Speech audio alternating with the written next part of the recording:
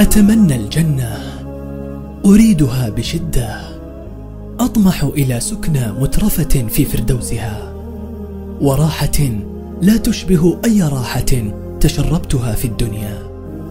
أتخيلها قصر عظيم لبناته ذهب وفضة، حدائق متخمة بورد له رائحة العطور، وبثمر له طعم لم أتذوقه من قبل، وبأشجار ظلالها ممتدة حتى مسيرة 100 عام. أتخيلها فراش بحجمي أمتطيه فيجوب بي أرجاءها، حذاء بلوري أرتديه فأصبح الكمال الذي لا يضاهيه نقص، كرسي زمرد أعتليه فأرى أفق الجنة واتساعها.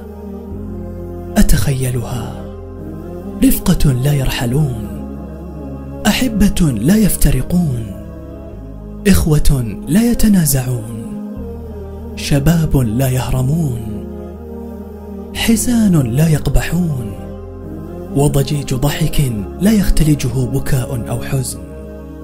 أتخيلها أبدية لا يقطعها موت، ولا يمزقها مرض، ولا تصيبها نكسة، حذفت منها مفردات القلق والأرق، وتخلت عن كل ما هو مصنف ضمن الهم والغم.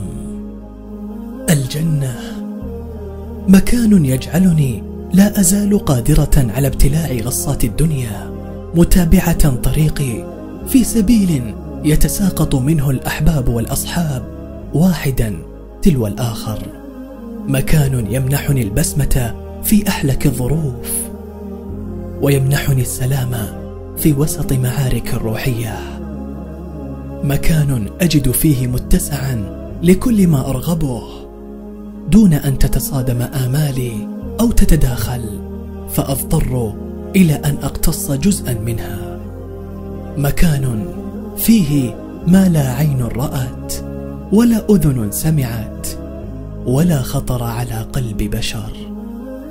الجنة أتخيلها. بقلم إيثار الغامدي.